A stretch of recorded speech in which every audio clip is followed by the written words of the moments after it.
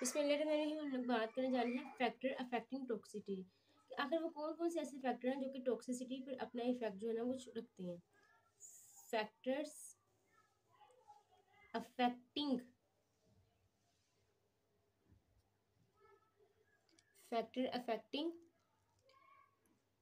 Toxicity. सबसे पहले हम लोग देखते हैं फैक्टर पर्टेनिंग टू केमिकल कि केमिकल से मुतालिक जो जो फैक्टर्स है ना उसके हवाले से हम लोग जो है ना वो स्टडी कर लेते हैं। सबसे पहले हम लोग देखने लगे हैं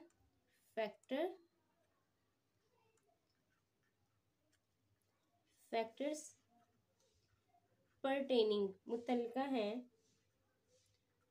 फैक्टर पर्टेनिंग टू केमिकल्स कि केमिकल्स के हवाले से जो है ना फैक्टर्स उस हवाले से सबसे पहले हम बात करते हैं केमिकल कंपोजिशन के।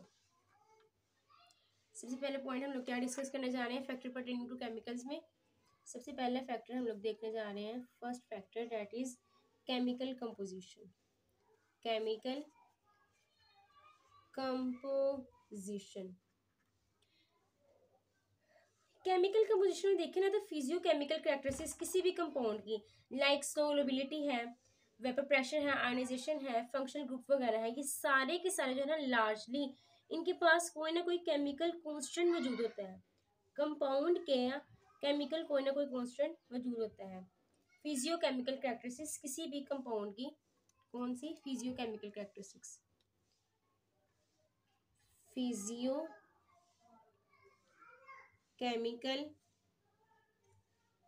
characteristics of compound physiochemical characteristics में बेसिकली क्या क्या आ जाता है जैसे सोलबिलिटी है, वेपर प्रेशर है, आयनाइजेशन है, फंक्शनल ग्रुप वगैरह है। तो ये कंपाउंड का केमिकल कांस्टेंट है। सारी की सारी जो ये कैरेक्टरिस्टिक्स होती है ना ग्रेटली अफेक्ट करती हैं टॉक्सिकोलॉजिकल प्रॉपर्टीज पर। किसकी टॉक्सिकोलॉजिकल प्रॉपर्टीज पर? सब्सटेंस की। ये सारी की सारी प्रॉपर्टीज जिसमें solubility, vapour pressure, ionisation, functional group, ये सारी की सारी जो खुसूसियात हैं वो सब्सटेंस की टॉक्सिकोलॉजिकल प्रॉपर्टीज के ऊपर इफेक्ट रखती हैं। अब केमिकल रिएक्शन की जो नेचर होती है ना वो डिटरमाइंड करती है, वो हम लोग किस तरह से पहचानते हैं केमिकल रिएक्शन की नेचर उसके फंक्शनल ग्रुप के हवाले से। केमिकल के फंक्शनल ग्रुप्स के हवाले से हम लोग जो है केमिकल रिएक्शन की नेचर को जो है ना हम लोग जानते हैं। मजीद एक जो ऑर्गेनिजम्स के रिस्पॉन्स की जो टॉक्सिसिटी है ना वो नतीजन होता है केमिकल का और सर्टेन पार्ट ऑफ ऑर्गेनिजम्स का। जब किसी भी जानदार के सर्टेन पार्ट और केमिकल का आपस में रिएक्शन होता है तो उसके नतीजे में जो है ना ऑर्गेनिजम्स जो है ना वो टॉक्सिसिटी का रद्दअमल शो करता है। अब पोलर केमिकल जो है ना वो कभी भी इजीली सोल्यूबल नहीं होते लिपिड में। कौन से पोलर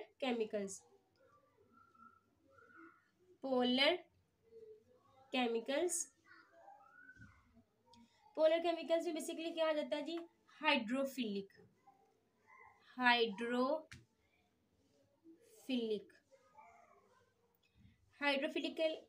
केमिकल जो है ना not easily soluble in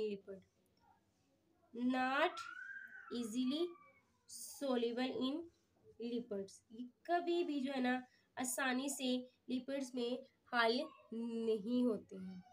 clear है जी? दिस इज द पोलर यानी कि हाइड्रोफिलिक केमिकल्स। ये ना तो मेम्ब्रेनियस बैरियर को आसानी से क्रॉस कर सकते हैं और ना ही ये आसानी से अप्रोप्रिएट एक्शन के लिए जो है ना टारगेट साइट्स तक पहुंच सकते हैं।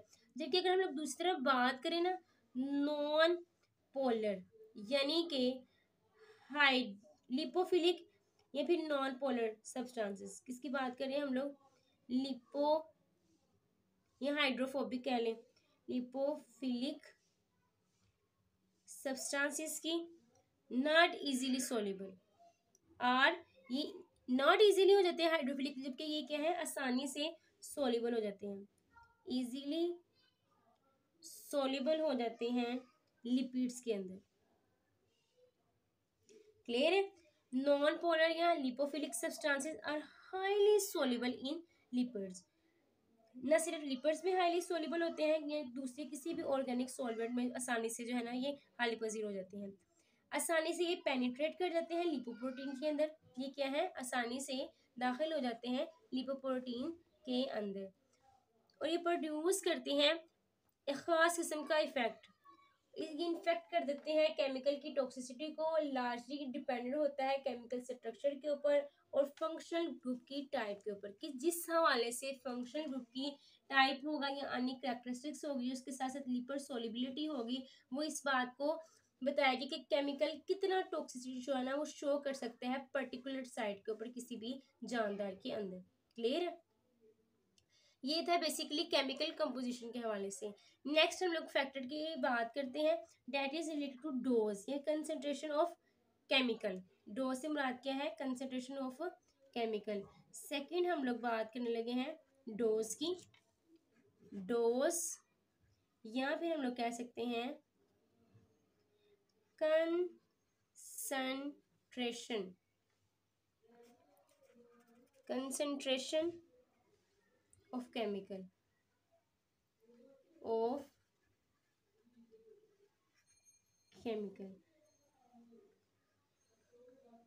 अब केमिकल ने क्या करना है जी, केमिकल ने इंड्यूस करना है टॉक्सिक इफेक्ट को।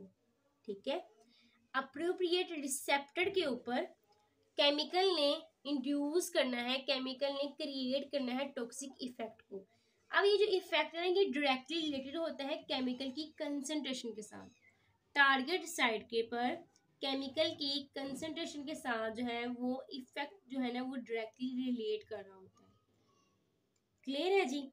अब हम लोग ये कह सकते हैं कि concentration of a chemical is often directly proportional to the dose और ये कंसंट्रेशन ऑफ द केमिकल, इनके दरमियान डोज में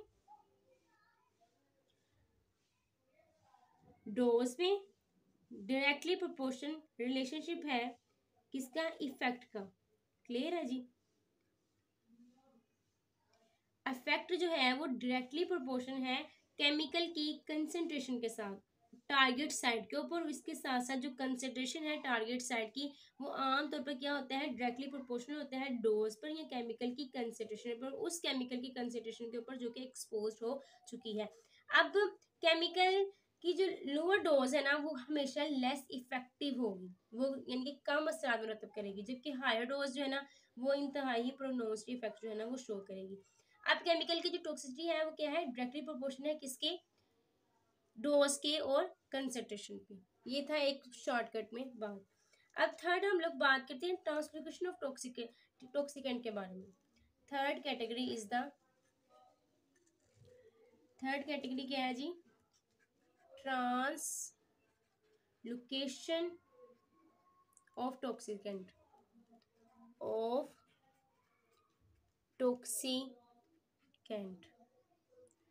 किसके हवाले से हम लोग बात कर रहे हैं, टॉक्सिकेंट के ट्रांसलोकेशन के हवाले से। अब दो टाइप्स के टॉक्सिकेंट्स होते हैं। कितने टाइप्स के होते हैं, दो टाइप्स के। फर्स्ट जो कि लोकल इफेक्ट्स को प्रोड्यूस करें और सेकंड वो जो सिस्टमेटिक इफेक्ट्स को जो है वो प्रोड्यूस करें। टू टाइप्स ऑफ टॉक्सिकेंट्स हम लोग यहाँ पे लिख लेते हैं ताकि आसानी हो जाए अंडरस्टैंडिंग के लिए। Two types of toxicant. First of all क्या है जी, फर्स्ट ऑफ ऑल है जो कि लोकल इफेक्ट्स को क्रिएट करते हैं। सेकंड इज द जो कि सिस्टमिक इफेक्ट्स को क्रिएट करते हैं। अब ये जो सिस्टेमिक इफेक्ट है ना ये इंतहाई इफेक्टिव ट्रांसलोकेशन का की फैक्टर है। क्लियर है जी? अब जो टॉक्सिकेंट होते हैं ना वो ट्रांसलोकेट होते हैं स्पेसिफिक साइड के ऊपर, जहाँ पर ये जो है ना कभी भी अगर तो उनको टारगेट साइड मिल जाती है तो डेफिनेटली वो एडवर्स इफेक्ट शो करेंगे। अगर तो उनको टारगेट साइड ही नहीं मिलती तो जो है इनका इफेक्ट जो है ना वो कोई स्पेसिफिक नहीं होगा।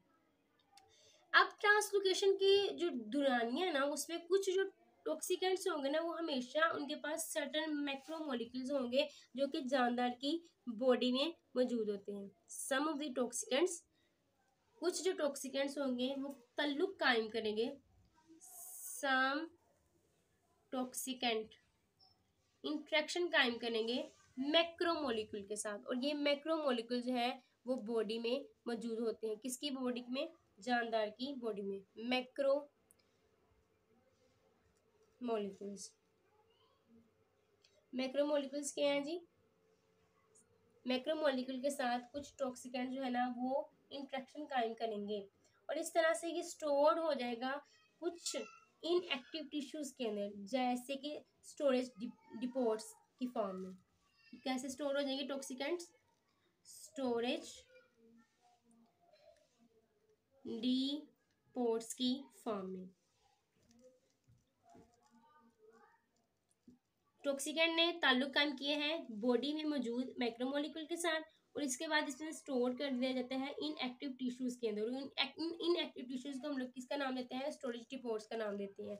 अब जो इनइफेक्टिव ट्रांसलोकेशन है ना, और इसके साथ साथ टॉक्सिकेंट की जो स्टोरेज होती है वो हमेशा इनएक्टिव फॉर्म में जो है ना वो टॉक्सिसिटी को कम करती है। क्लियर है? इनएक्टिव फॉर्म में हमेशा क्या होगी? टॉक्सिसिटी कम होगी। जबकि इफेक्टिव ट्रांसलोकेशन जब टारगेट साइड पे हो जाएगी तो डेफिनेटली वो एक्टिव फॉर्म में जो है ना वो अपनी टॉक्सिसिटी को कर देगी, इनहेंस करेगी। क्लियर है? जब भी टॉक्सिकेंट जो है वो इनएक्टिव होगा तो डेफिनेटली क्या होगी? लेस टॉक्सिसिटी होगी, लेस टॉक्सिसिटी होगी। जबकि दूसरी तरफ जब टॉक्सिकेंट अपनी पर्टिकुलर टारगेट साइट पर पहुंच जाएगा तो क्या होगा जी? इनहेंस होगी, इनहेंस होगी toxicity. This is the shortcut. Clear है? अब नेक्स्ट हम बात करते हैं ट्रांसलोकेशन ऑफ टॉक्सिकेंट के बाद बायो ट्रांसफॉर्मेशन ऑफ टॉक्सिकेंट्स, कि किस तरह से बायो ट्रांसफॉर्मेशन होती है टॉक्सिकेंट्स की। फोर्थ पॉइंट है हमारे पास बायो ट्रांसफॉर्मेशन ऑफ टॉक्सिकेंट्स।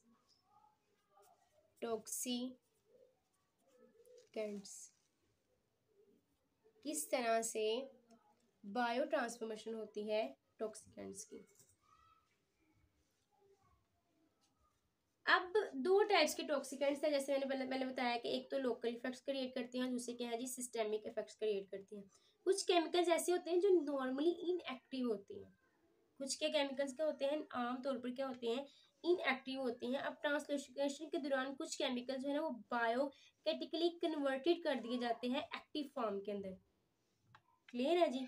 ऑर्गेनाइजम्स की बॉडी में एक्टिव फॉर्म में कुछ केमिकल्स को बायोकेटिकली कन्वर्ट कर दिया जाते हैं with the help of certain enzymes, और उसके नतीजे में जो पर्टिकुलर केमिकल्स है ना वो अपनी टॉक्सिसिटी को इनहेंस कर लेते हैं। अब इसकी मैं आपको एग्जांपल देती हूँ। जैसे कि हमारे पास है जी ऑर्गेनो फास्फोरो, मैं यहाँ पे लिख देती हूँ ताकि आपको मजीद क्लियर हो जाए। ऑर्गेनो फास्फोरो डाइथ्यूनाइनेट्स, और इसके साथ साथ ऑर्गेनो फास्फोरो डाइथ्यूएट्स,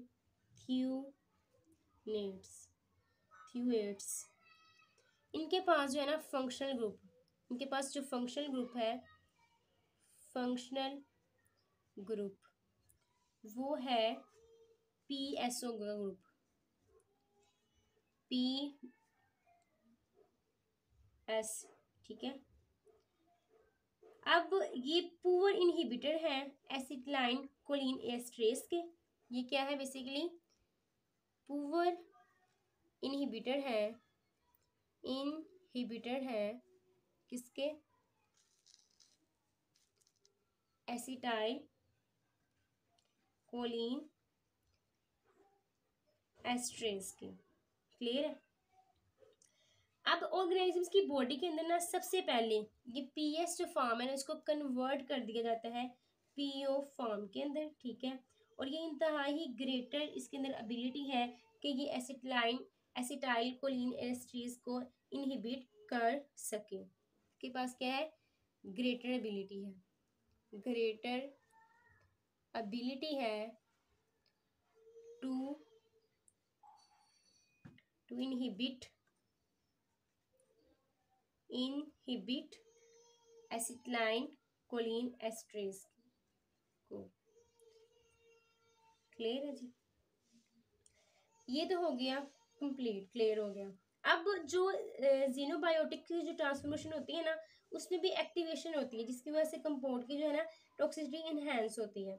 बस ये दिए गए कुछ सर्टन केसेस में एक्टिव जीनोबायोटिक्स को कन्वर्ट किया जाता है इनकी इनएक्टिव फॉर्म के अंदर। ट्रांसलोकेशन के दौरान सर्टन जीनोबायोटिक्स को कन्वर्ट कर दिया जाता है इनकी एक्टिव फॉर्म से इनएक्टिव फॉर्म में, और इस तरह से जो है ना वो आमतौर पर स्टोर्ड हो जाते हैं नॉन टारगेट में, और इस तरह से वो आमतौर पर इनएक्टिव टिश्यूज के अंदर ही मौजूद रहते हैं। क्लियर है जी। अगर तो बायो ट्रांसफॉर्मेशन में कि कन्वर्जन जो है लिपोफिलिक फॉर्म से हाइड्रोफिलिक फॉर्म में हो जाए, तो जीनोबायोटिक्स की जो एक्सक्रीशन है ना उसको इनहेंस कर दिया जाता है। अगर तो बायो ट्रांसफॉर्मेशन हो जाए, क्या हो जाए, बायो ट्रांसफॉर्मेशन हो जाए जीनोबायोटिक्स